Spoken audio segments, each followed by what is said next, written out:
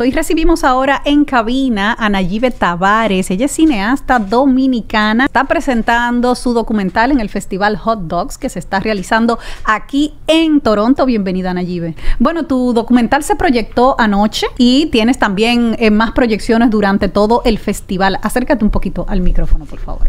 Sí, anoche tuvimos la premier norteamericana en Hot Docs y el sábado 3 de mayo a las 12 del mediodía tenemos la siguiente proyección. Bueno, háblanos un poquito de Colosal, así se llama tu documental, que cuando leí un poco sobre él me di cuenta también que es una historia muy latinoamericana. Tenemos en los países de Latinoamérica muchas historias relacionadas con fraudes electorales, relacionadas con inestabilidad en la democracia, y tú decidiste hacer este documental porque te toca de manera personal en una historia en tu familia. Sí, correcto. Colosal aborda 60 años de historia dominicana a través del punto de vista de mis familiares. Por el lado materno, tengo a Amin Abel, que era un líder revolucionario que fue asesinado por el régimen de Balaguer en el 1970 y luego 30 años después, en el 1990, mi abuelo paterno, Froilán Tavares, era el presidente de la Junta Central Electoral en un momento donde Balaguer buscaba reelegirse por quinta vez y mi abuelo paterno fue acusado de permitir que Balaguer hiciera un fraude muy famoso, el cual fue catalogado como un fraude colosal. Y por eso se llama Colosal el documental. Quiere decir que tú entras en una historia dolorosa para tu familia. ¿Cómo fue ese recorrido emocional con miembros de tu familia para que hablaran de un momento que podía ser un momento oscuro en la historia familiar? Sí, es un momento oscuro en la historia familiar y en la historia del país. Y como dijiste ahorita también, es algo que nos toca a todos los latinoamericanos. Somos una región que vivimos dictaduras, que vivimos represión política fuerte, y eso es algo que no se cura solo. Tristemente, el trauma es transgeneracional y la gente aprende la gente le enseña a sus hijos a vivir en el silencio. Me imagino que tú también, todos los dominicanos, todos los latinoamericanos de repente tienen un tío abuelo que se metió en política y de ahí su bisabuela o la abuela siempre le decía: mijo, no te metas en la política, eso es peligroso, eso es malo, eso es sucio.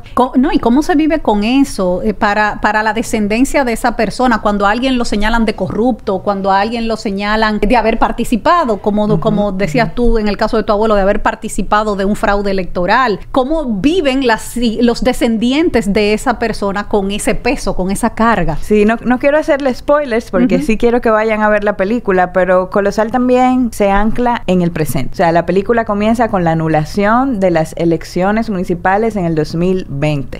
Y esa sensación que teníamos, los de mi generación, que decíamos, se está repitiendo la historia. O sea, ¿cómo puede ser que en el 2020 todavía hay un sabotaje a unas elecciones? Entonces, Colosal tiene mucho archivo, pero también habla mucho del presente y del futuro. O sea, ¿qué vamos a hacer ahora que la democracia está bajo ataque? No solamente en Latinoamérica, sino en el mundo entero, incluyendo Norteamérica. Sí, o sea, así es. Ahora mismo hay personas en el poder que quieren agarrarlo y tener la habilidad de abusar de él.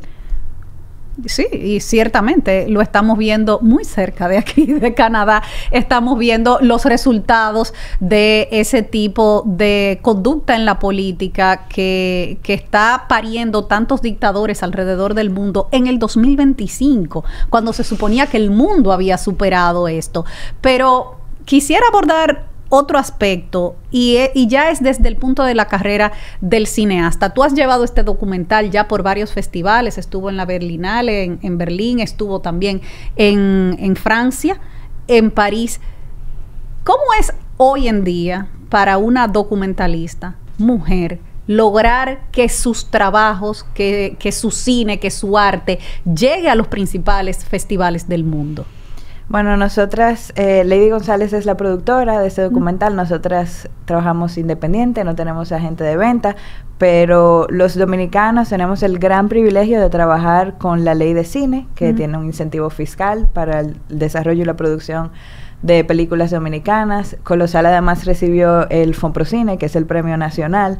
Eso fue una gran ayuda, o sea, tuvimos inversión privada y tuvimos inversión pública y también mucho trabajo porque se filmó Guerrilla. Entonces... Sí, pero sabemos que otros países que también llevan sus trabajos a esos festivales tienen muchísimo más apoyo financiero, tienen muchísimo más recursos, programas a los cuales aplicar. Entonces, es casi como que las producciones latinoamericanas van con un poco de desventaja. No es lo mismo los fondos que se pueden conseguir en Europa para hacer una producción que los que se pueden conseguir de nuestro lado del mundo. Entonces, ¿cómo lograste tú que tu pieza entrara en los principales festivales? Yo diría que es una mezcla de mucho trabajo, de tener un equipo de mujeres poderosas, que en esos, porque nos tomó 8 años hacer la película. En esos 8 años, la editora Natalia Lafuente, la diseñadora de producción Milena Volonteri, un grupo maravilloso de mujeres que empujaron el proyecto hasta el final. Eso ayudó a terminar la película. Y también tengo que decir que hemos tenido mucho apoyo de la DGCine, de la Dirección General de Cine en República Dominicana. Y creo también que además del trabajo duro y de ese apoyo, también tuvimos un poco de suerte, porque el tema electoral está en boga en el mundo. La amenaza a la democracia. Y la amenaza a la democracia es tristemente algo que pensábamos que era parte del pasado, pero es parte de la realidad que está actual. Más presente que nunca. Bueno, Nayibe, ¿cuándo se vuelve a proyectar el documental para las personas interesadas? El documental lo pueden ver de nuevo aquí en Toronto el sábado 3 de mayo a las 12 en Lightbox. Pueden comprar las taquillas online en la página de Hot Dogs o pueden ir directamente al cine. Bueno, pues muchísimas preguntas suerte. de producción. Adelante, señor Merlo. ¿Cuánto tarda en hacerse un documental? Los documentales un poco tienen como su vida propia, cada proyecto es diferente. Este nos tomó 8 años.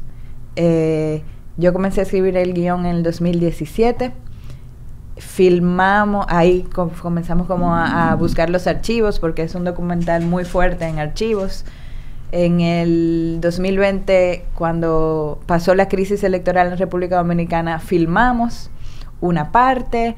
Luego tuvimos apoyo del Museo de la Resistencia Dominicana para filmar otra parte y finalmente una inversión privada para terminar el rodaje. El rodaje se terminó en el 2023, a inicios. Y luego ahí comenzó la postproducción, que tuvimos apoyo de Filmo Estudio en Chile y de Bolivia Lab para terminarla. ¿Y cómo, cuál es el trabajo para insertar un documental en distintos festivales, así como llega a Hot Dogs, como puede llegar a París, como puede llegar a Alemania, como puede llegar a otros lugares de Latinoamérica o al Festival de Cine de La Habana, no sé, etcétera? ¿Cómo se hace el contacto? ¿Lo hace la producción? ¿Lo hacen los directores? Hay varias vías, hay personas, hay directores que optan por contratar un agente de venta o un distribuidor que muchas veces entra ya en la fase final de montaje, de edición, o una vez uno tiene un corte fino de la película. Eso es una vía.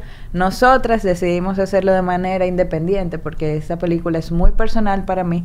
Me tomó mucho tiempo, es como un bebé realmente, y para mí y para la productora no era tan fácil como entregarla. Entonces hemos decidido hacerlo nosotras y a Berlín aplicamos por la página de internet junto con 11,000 otras películas. O sea, que es posible. Sí, es posible tú mismo llevar tu producto a a los festivales más importantes y que lo acepten. También, claro, tiene que ser bueno el documental. Y quiero decir también que el recorrido de la película fue largo y se trabajó. Es decir, no fue como que hicimos una película y de repente llegamos simplemente, sino que participamos en muchos laboratorios de desarrollo, mercados de coproducción, foros de postproducción. Entonces eso hace que tú un poco conozcas gente, tú sabes, personas en festivales y eso te va abriendo puertas. Pero claro, a Berlín aplicamos por la página. Bien, en el caso tuyo, que este ha sido tu bebé, seguramente tienen que ver con la producción y demás. Pero en general, en un documental, cuando hay una producción de una compañía determinada, ¿marca los límites a dónde puede jugar? No sé si queda clara la pregunta. Sí, o sea, tú puedes tener un proyecto propio, personal, como ese, que nace de una voluntad y de un deseo muy íntimo, como también te pueden contratar. Por ejemplo, yo en el 2023 hice un documental, fui la guionista de un documental que se llama En Movimiento, sobre el transporte, y el inversionista era una compañía que tiene que ver con eso. Entonces sí teníamos como cierta... No voy a decir que no había libertad creativa, sí había libertad creativa, pero obviamente una persona que está invirtiendo en una película tiene intereses. No es lo mismo un trabajo que te contratan para hacer que uno que sale de tu inspiración. Sí. Ahora, en este tema lo pregunto en general, es decir, el productor, es decir, yo soy productor, o así, mira, vamos a hacer algo sobre el tránsito en Toronto, algo que lo planteo ya como una inquietud, que puede decir, ¿por qué nos atoramos todos acá en Toronto, no? Entonces, bueno, yo soy el productor, la radio es productora de este documental, el tráfico enloquecido en Toronto. Bien. ¿Cuál es el beneficio que recibe el productor? Número uno. Y número dos, si el productor que pone $100,000, $200,000, recibe en algún momento lo que puso, o es el productor, en el caso de un documental, es una inversión. Nada más que una inversión sin retorno. Todavía no he conocido el primer documentalista que se haya hecho rico haciendo cine documental. Bien. Tristemente. Pero sí uno puede ganar su vida y vivir. Digamos, el documental no tiene una salida, o por lo menos esa ha sido mi experiencia hasta ahora. Es mi primer largometraje. Es difícil que un documental tenga como una salida comercial así tan exitosa como una comedia romántica o una película de acción, ¿verdad? Sí hay como una vocación detrás. Sí hay un deseo de contar una historia específica. Pero también depende. O sea, en el caso dominicano tenemos una ley de cine que ayuda a financiar los proyectos y que hace que la inversión en cine sea más atractiva para inversionistas, que no necesariamente son productores. Muchas veces son simplemente empresas que dicen, mira, mis impuestos, yo prefiero invertirlo en esta película. Obviamente. Está muy bueno eso. Esa ley de mecenazgo que puede haber en algunos lados, le llaman ley de mecenazgo, que porque las empresas pueden poner parte de sus impuestos en un emprendimiento cultural. Exacto. La última pregunta va referido a este mismo tema, porque hay documentales que hemos visto en la gran cartelera de Hollywood. No lo voy a llevar a ese extremo, pero sí vemos que hay documentales, pero que ganan Oscar y todo hay eso. Hay documentales que van a Oscar y demás. En ese caso, ¿cómo se hace el camino? ¿Cuáles son los intereses que hay en el medio? ¿O no hay intereses, simplemente se premió con el Oso de Berlín, con la Palma de no sé dónde, con esto, y fue llevando un camino que por el reconocimiento público? Sí, el mundo del cine está cambiando, ha estado cambiando desde hace un tiempo. Ahora las plataformas cambiaron la regla del juego, y entonces tú tienes plataformas que además son productoras, ¿verdad? Y si tú pegas la lotería y Netflix te dice, te quiero producir esta película. Claro. Es muy diferente a tú decir, ok, me voy a pasar los próximos 5 años levantando fondos para hacer ese documental de manera guerrilla, filmando con la cámara que tengo yo en mi casa. Entonces hay diferentes modelos de producción y todo es válido. Yo entiendo que todas las películas que se quieran hacer, que la hagan. Claro, es arte. Sí. Al fin y al cabo es arte. Y hay un poco de política en el mundo del arte del cine para lograr los premios de los grandes festivales, porque sabemos que, por ejemplo, para los Oscar hay un lobby fuerte. Sí. Las grandes casas productoras de Hollywood hacen lobby para que sus películas estén ahí, para hacer esa promoción, para llegar a los finalistas de los premios, a los nominados. ¿Existe esa política también en el mundo documental? Sí, pero quiero decir también un poco, no sé si saliéndome del tema o no, pero para mí la verdadera política del cine está en los derechos laborales de los obreros del cine.